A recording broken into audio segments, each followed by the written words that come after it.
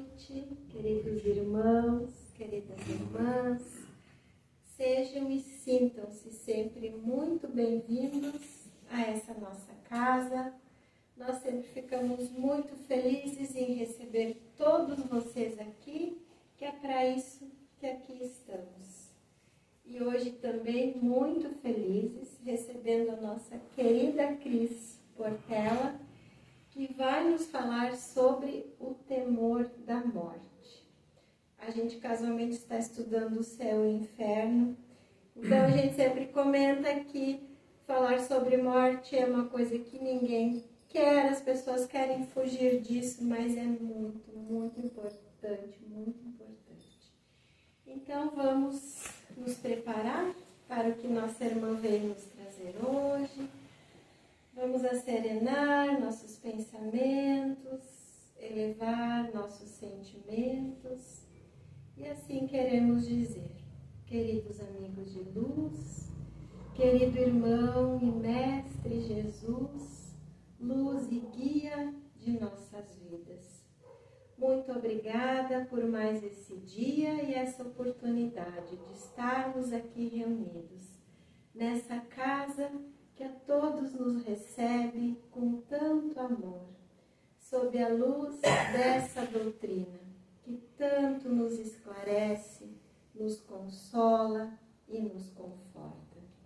Que possamos todos nós sairmos daqui hoje com um aprendizado a mais para o nosso ser, para o nosso proceder, para conosco mesmos e para com todos aqueles irmãos que fazem parte dessa nossa caminhada. E assim, agradecidos mais uma vez, damos por início a palestra da noite de hoje. Que assim seja. Que assim seja.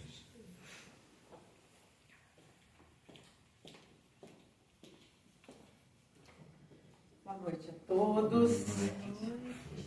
Sempre é uma alegria a gente chegar aqui e receber tantos abraços, tanto carinho. Então, agradeço imensamente o convite. Eu lamento não ter podido vir o mês passado, né? Mas nós tivemos o aniversário da nossa casa, então a gente não conseguiu conciliar a agenda. Mas conseguimos hoje, graças a Deus, estar aqui e ficamos muito felizes com este convite. E como a nossa irmã falava, todos nós temos uma aflição, um temor quando falamos sobre a morte. Mas é interessante que nós nos perguntemos o que nós estamos fazendo aqui. Qual é o objetivo da nossa existência na Terra se nós sabemos que todos vão morrer um dia? Talvez aqui o pessoal não tenha falado para vocês, né? Mas é uma fatalidade da humanidade. Todos nós vamos morrer um dia. E o que a gente está fazendo aqui? Por que uns vêm numa condição financeira boa, outros não? Por que uns vêm com saúde, outros com dificuldade? Por que nós vemos tantas injustiças no nosso país, no nosso planeta? Mas quando nós paramos para pensar a respeito da morte, nós precisamos avaliar por que nós temos esse medo tão grande. Por que nós temos esse temor tão intenso da morte? E se nós soubéssemos que amanhã nós iríamos morrer, como é que nós estaríamos nos conduzindo? A primeira questão interessante que nós precisamos avaliar é a respeito desse atavismo, desse medo da morte que é ancestral. Ele é tão antigo quanto a humanidade. Por quê? Já desde os gregos, por exemplo, pegando o exemplo dessa civilização, eles acreditavam que a morte era uma travessia e que os indivíduos iriam ou para o empíreo, o céu, ou para o Hades, o inferno. E esse conteúdo foi, então, incorporado pelo cristianismo, pelo catolicismo, e nós ficamos, então, com essa crença de que seremos punidos ou recompensados, de acordo com as nossas ações. Mas se nós pararmos para pensar, o nosso corpo é constituído por trilhões de células. E destas células, um tanto delas morre a cada minuto. Basta nós vermos o cabelo que cresce, a unha. Então as células, elas possuem uma memória, que a gente conhece por memória celular. E vai fazendo com que uma célula substitua a outra e nós continuemos existindo. Isso a ciência já comprova. Então, o nosso corpo está em constante transformação, em constante estado, entre aspas, de morte. Porque enquanto umas células morrem, outras as substituem. E quando uma dessas células perde a memória, nós vamos encontrar aqueles casos de doenças, de cânceres, de situações que comprometem o equilíbrio do corpo. E Joana de Ângeles, na obra Conflitos Existenciais, se eu não me engano é no capítulo 19, ela fala a respeito da obra As Viagens de Gulliver.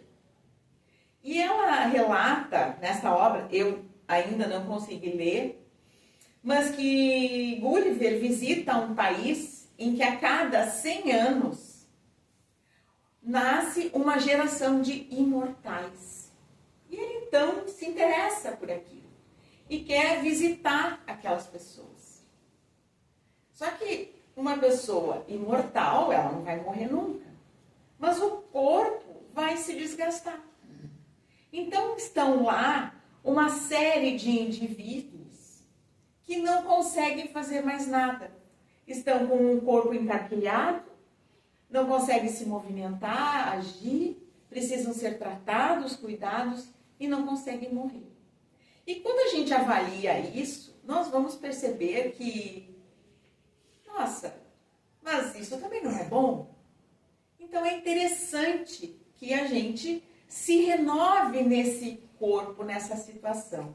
E quando nós falamos do espírito imortal, nós precisamos entender que a vida do espírito é uma só. É uma única vida. Que, ora, está no plano espiritual, estudando, se capacitando, se preparando, e, ora, está na matéria, se utilizando de um corpo que a providência divina empresta, para que faça, então, as suas provas, entre aspas. Tudo que aprendeu no plano espiritual, ele vem, nós viemos, para colocar em prática. Porque nestas existências que nós já vivemos anteriormente, nós nos equivocamos, nós nos comprometemos. E em cada uma dessas vezes que nós retornamos à matéria, nós vamos nos transformando, vamos nos capacitando um pouco mais, vamos nos depurando. E com isso, nós chegamos à conclusão de que tanto a vida na matéria quanto a morte são uma bênção. Porque nós precisamos compreender que a existência, ela não é pelo tempo que dura, mas pelas condições que nós conseguimos conquistar para a nossa melhoria íntima, para a nossa transformação moral. Então, é importante que nós tenhamos essa consciência. O que eu estou fazendo aqui? Eu vim para me melhorar. Eu vim para aprender. E às vezes a gente diz assim, mas como é que Deus me dá uma prova tão grande? Deus me coloca nessa situação. Ou eu não pedi para passar por isso. Pediu. Pediu muito. Estava lá no plano espiritual e falou para o protetor, protetor, eu quero reencarnar. Pode me mandar com todas as provas, que eu vou passar por elas. E a gente chega aqui e pensa, eu não vou conseguir. Isso não vai dar certo. E a gente fica reclamando, murmurando das provas pelas quais a gente passa, que são provas que a gente pediu, que a gente tem consciência como espírito, que nós temos condições de passar por elas e de vencê-las para a nossa evolução do ser imortal. Então, muitas vezes, a gente fica buscando a felicidade, as conquistas, quando, na verdade, nós nos iludimos com as conquistas materiais. Ah, eu vou ser feliz no dia que eu tiver minha casa, que eu tiver meu carro, que eu tiver um iPhone 17, eu não sei se é o último, talvez já tenha até o 18, né? Então a gente fica jogando a nossa felicidade lá para frente. Mas a gente esquece que a nossa felicidade verdadeira é aquela da consciência reta, do dever cumprido, aquela que nos coloca em paz com o travesseiro no final do dia, de sabermos que fizemos o nosso melhor. Vamos tropeçar, vamos cair, vamos errar. Mas como nos diz o Evangelho segundo o Espiritismo, reconhece-se o verdadeiro espírita como cristão verdadeiro pelos esforços que empreende em vencer as suas más inclinações.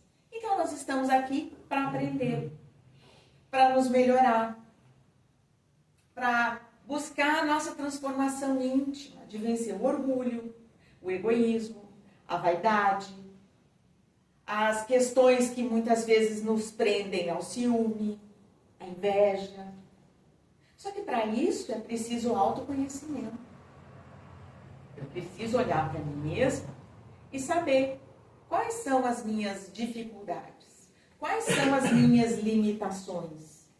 E com isso, eu estar atento para buscar essa transformação. E então aqui gostaria de contar uma história. Havia um rei que era poderoso no seu reino porque era muito grande. Era um reino imenso. Ele tinha muitas posses, ele tinha muitos súditos.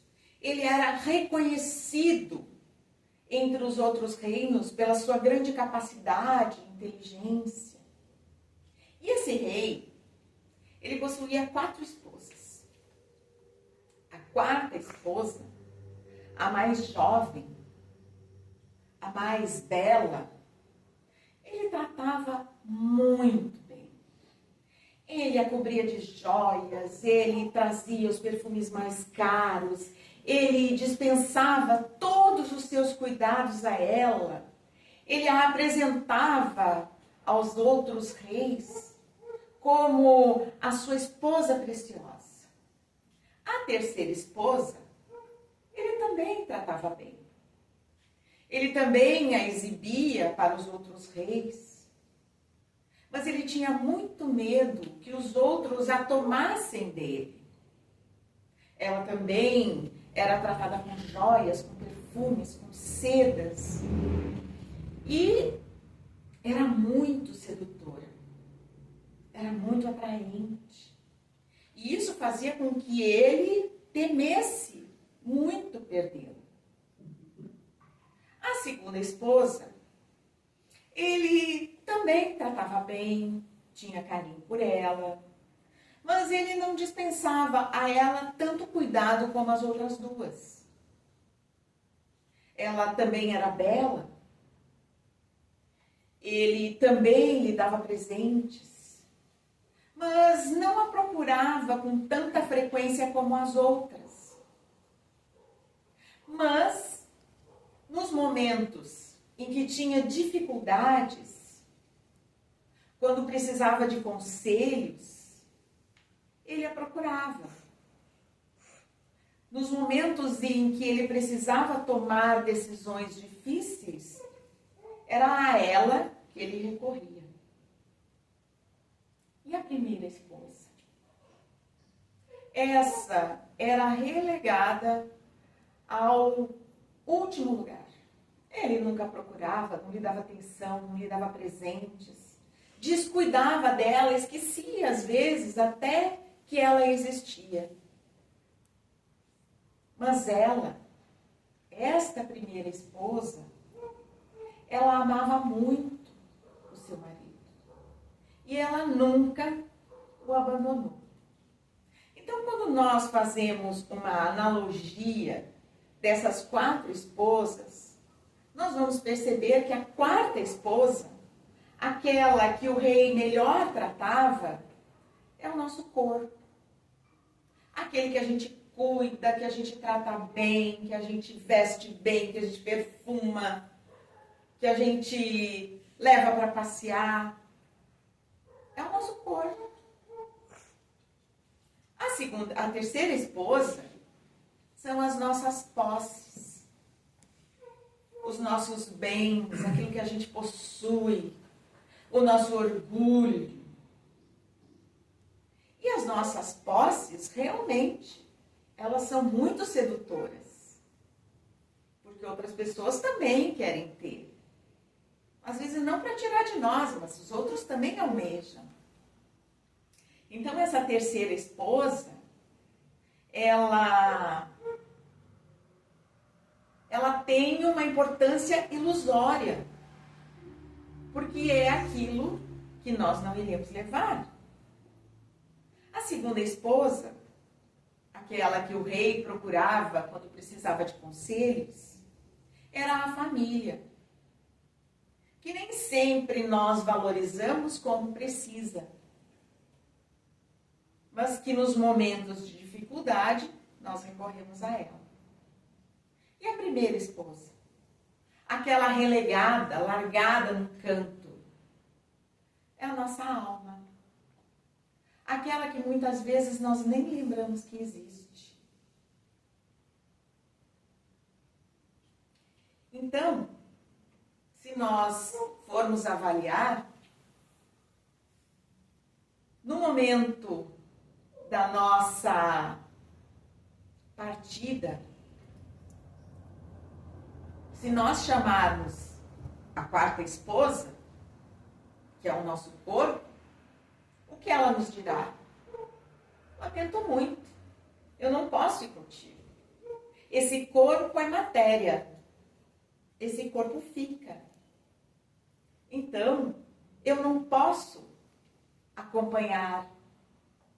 Digamos que seja o rei, eu não posso te acompanhar. E a 3ª esposa?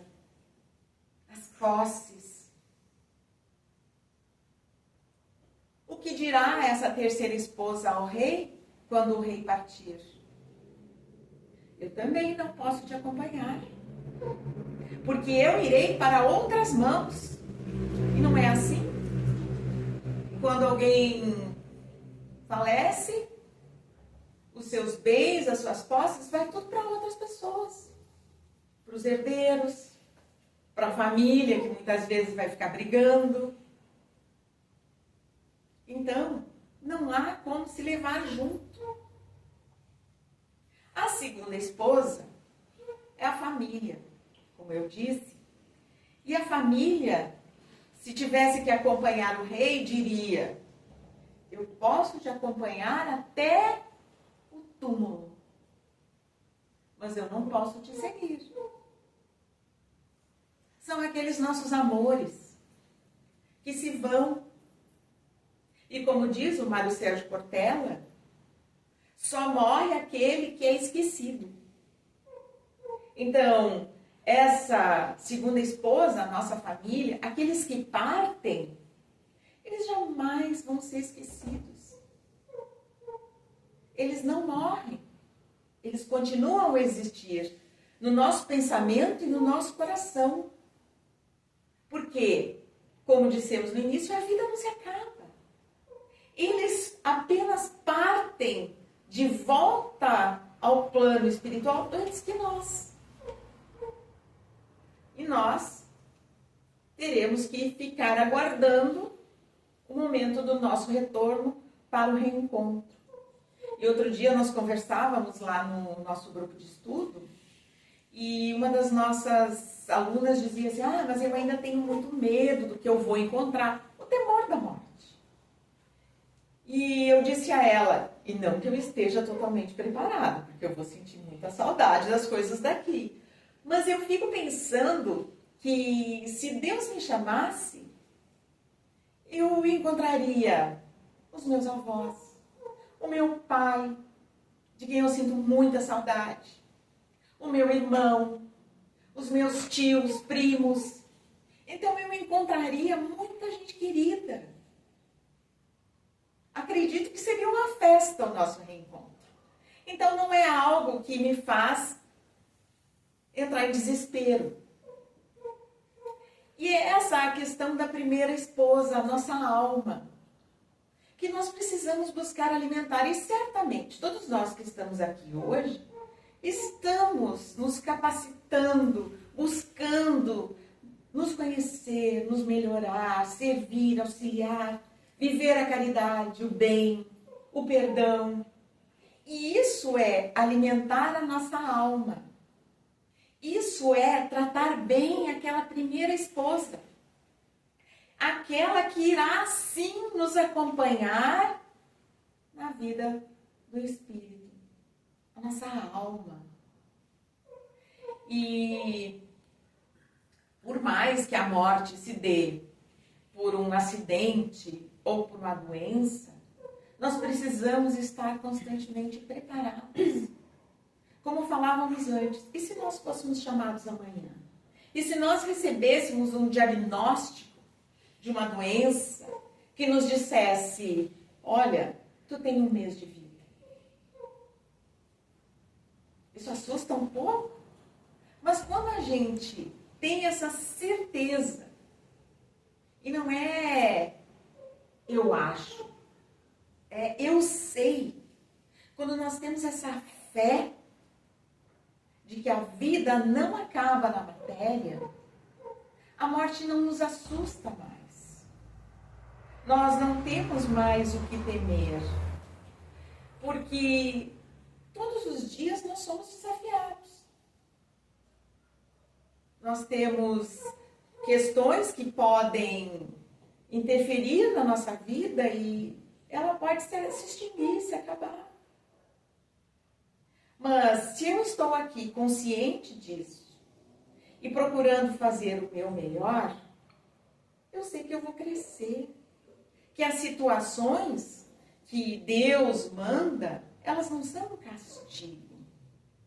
Elas são uma oportunidade. Elas são uma oportunidade para nós nos transformarmos. Então eu posso estar aqui com raiva da vida pelas situações em que eu estou. Eu posso me sentir revoltado porque isso, por aquilo outro. Eu posso, num dado momento, negociar com Deus. Isso é uma coisa que a gente faz muito, né? Ah, meu Deus, se tu me der tal coisa, eu vou caminhar de joelhos a escadaria de tal igreja. Ou eu vou distribuir 30 cestas básicas.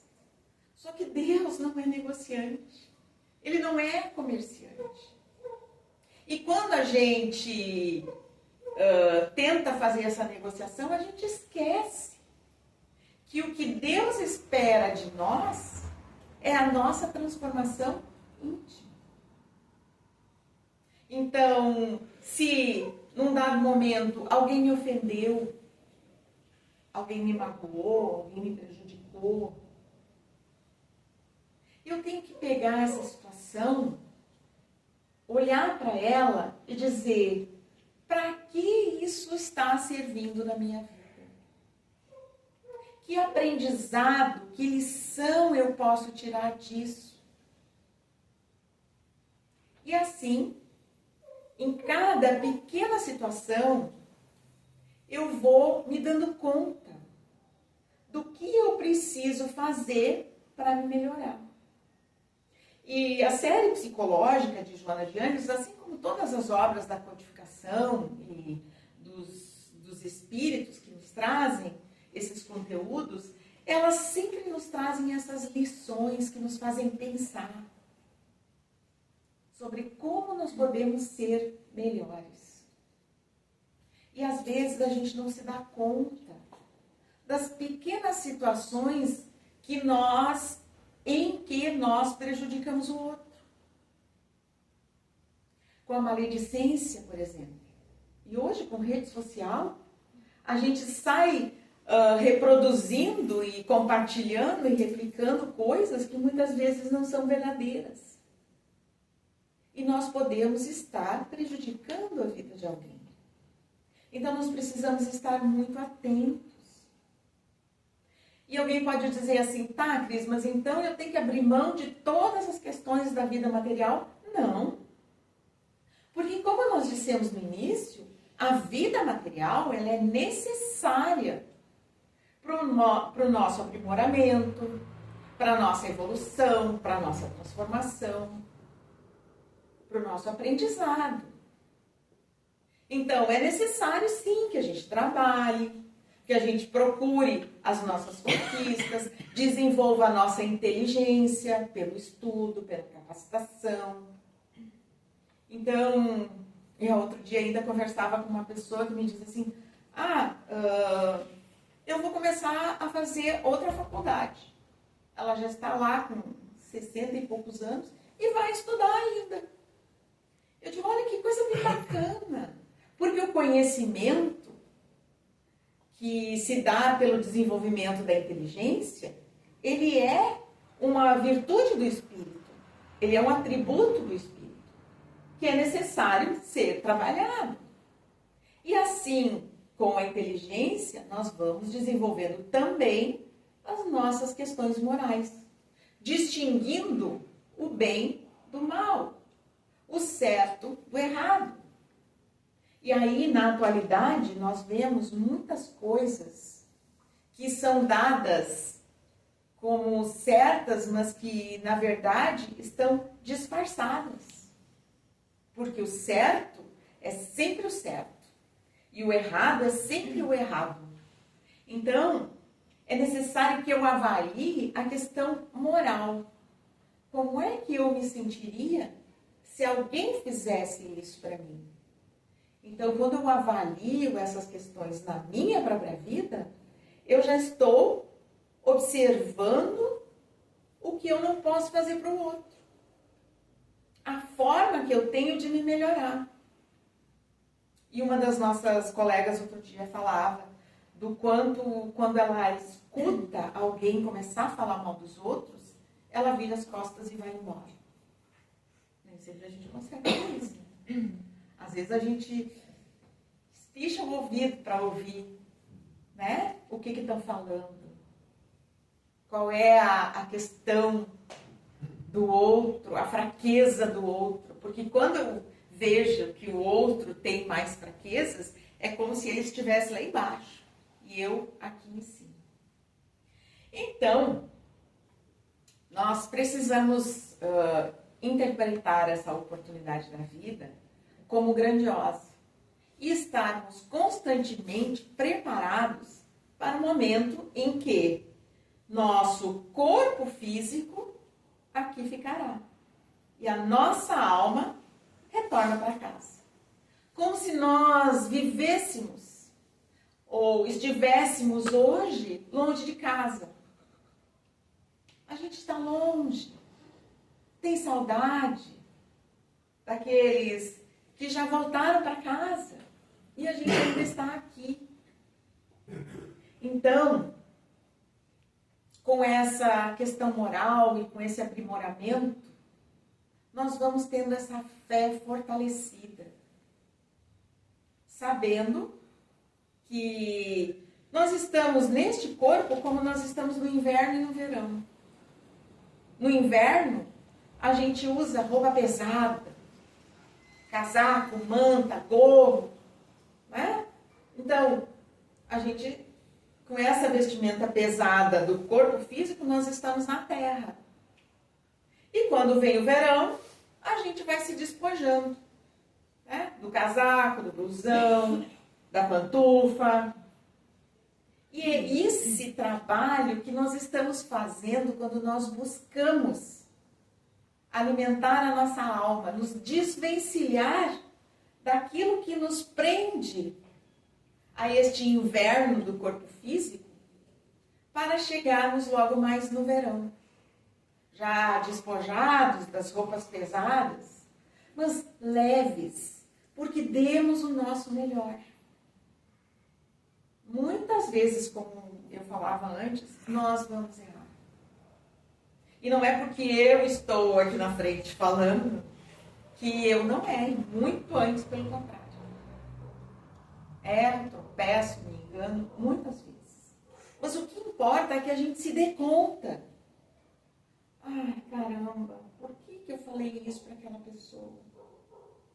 E aí a gente vai, volta atrás e diz, ai, me desculpa.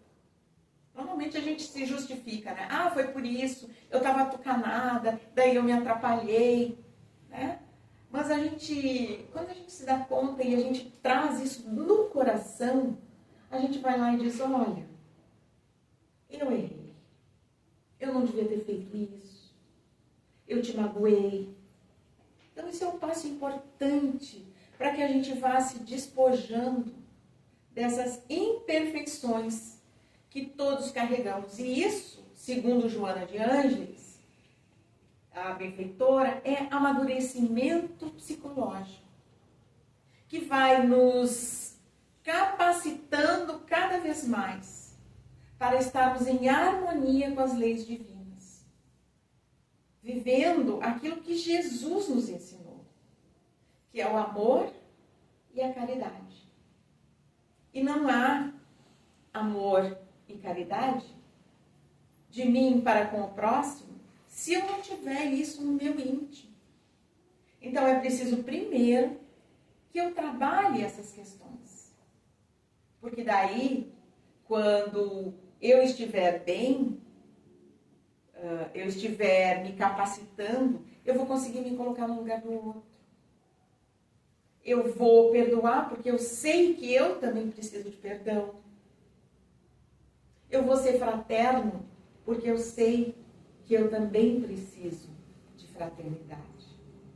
Então, meus amigos, não há o que temer. Se nós formos chamados, pensemos que nós vamos retornar para um país distante e encontrar os nossos afetos, aqueles que nós nem nos lembramos, mas que são amores e afetos de outras vidas e que estão de lá velando por nós aqui, nos intuindo, nos inspirando os pensamentos. Olha, não vai por ali, vai por aqui. Ali vai dar ruim. Ou por aqui vai ser melhor. E às vezes a gente acha que o caminho mais curto, mais fácil, é o mais certo. Mas nem sempre. Nem sempre é o melhor caminho. Então já passamos no nosso horário. Agradeço por estar aqui com vocês. Desejo que essas reflexões tenham sido úteis. Sugiro a leitura das obras, como nós falávamos antes, né? O Céu e o Inferno, o Livro dos Espíritos, as obras básicas da doutrina. Esse capítulo 19 de Conflitos Existenciais, de Joana de Ângeles, que podem complementar tudo isso que a gente falou hoje. Vamos fazer a nossa prece. Lembrando que este momento, ele funciona como um verdadeiro passe. Porque nós voltamos os nossos pensamentos para o alto, para Jesus, que é o amigo incondicional das nossas vidas. Mestre querido, assim como os apóstolos, no final de cada dia, nós nos reunimos em teu nome para refletir acerca das leis divinas contidas no teu Evangelho.